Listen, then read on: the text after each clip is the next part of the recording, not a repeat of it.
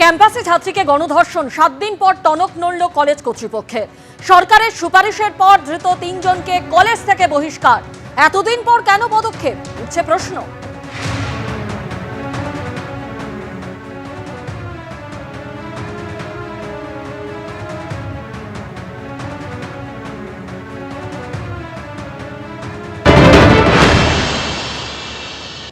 Meeting আমরা সিদ্ধান্ত নিয়েছি, যে ঘটনা ঘটেছে তার জন্য কড়া ব্যবস্থা চাই এবং প্রশাসনকে আমরা সব ব্যাপারে সহযোগিতা করব তদন্তের ক্ষেত্রে।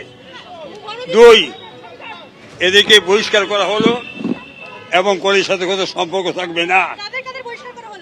যে 3 জন তাদের সিদ্ধান্ত নেওয়া হয়েছে। মনোজ মিশ্র যেহেতু আইনজীবী, তার যেহেতু মেম্বারশিপ ক্যান্সেল করা হয়, এখান থেকে বারখাস্ত হিসেবে পাঠাবে, যাতে আগামী দিনে ওর মেম্বারশিপ অ্যানুয়ালটা ক্যান্সেল করা হয়। কেউ যদি লুকিয়ে কিছু কাজ করা জানতে পারি সম্ভবপর, আমরা এবার অকেবল থাকলাম, এখন যখন কাজ করবো চিন্তা পরিবার যদি চায়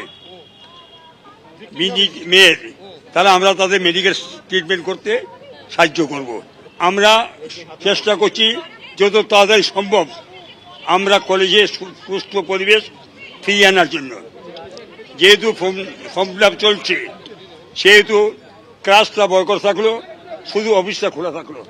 পরীক্ষা আটকাবে না, ফর্ম ফিল আপ আটকাবে না, পার্সেন্টেজ আটকাবে না, চলবে।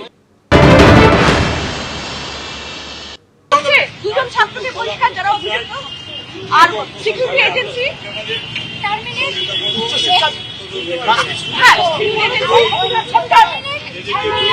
পার্মানেন্ট স্টাফকে কলেজে অবশ্যই থাকতে হবে, তাহলে পার্মানেন্ট গার্ড নেবে। আর পার্মানেন্ট গার্ড ছাড়া সিসিটিভির জন্য ই টেন্ডার যেভাবে ফলো হবে, ই টেন্ডার কমিটি রিপোর্ট দিলেই পুরো বিল্ডিং ই টেন্ডারের মাধ্যমে সিসিটিভি হবে। একটা জিনিস বলতো, সেটা হচ্ছে যে কলেজ যাওয়ার পরে থাকা যাবে কি কলেজের মধ্যে? একদম না, কেউ থাকবে না। ম্যাডাম, এই মনোজিৎ সহ 2 জনকে কি 3 জনকে কি বহিষ্কার করা হবে? শুধু বহিষ্কারই না, আমরা ওদের ফাঁসি চাইছি। কাউন্সিল থেকে ওনার আর এখানেই তো প্রশ্ন উঠছে, দাগী মনোজিতের বিরুদ্ধে ব্যবস্থা নিতে লেগে গেল 6 দিন।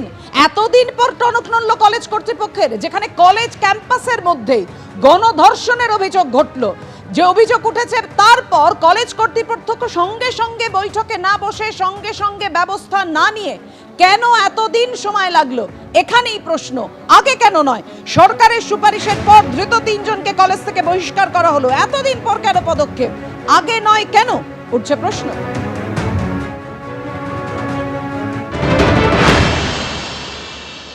সরকারে কি সত্যি সদিচ্ছা আদপেই আছে, নাকি 2026-এর ভোটকে সামনে রেখে মানুষকে তারা রাত্রিবেলা সানগ্লাস পরাবার চেষ্টা করছে?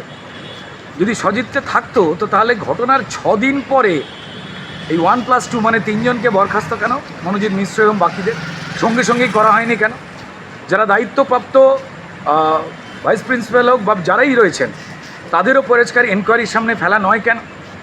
শুধু একটা কলেজ না, পশ্চিমবঙ্গে যতগুলো শিক্ষা প্রতিষ্ঠান রয়েছে যেখানে বিনা নির্বাচনে মৌরুসি পাট্টা এবং দাদাগিরি এবং অত্যাচার চালিয়ে যাওয়া হচ্ছে, যদি রাজ্য সরকার প্রত্যেকটি কলেজ থেকে এই ধরনের বহিরাগত যা তৃণমূলের সম্পদ তাদের দিয়ে এই ধরনের কাণ্ড ঘটনাটা বন্ধ করতে চায়, নোটিফিকেশান বার করে, তাহলে বুঝতে পারা যাবে যে সরকারের সত্যি সদিচ্ছা আছে, নাহলে এটা নাটক।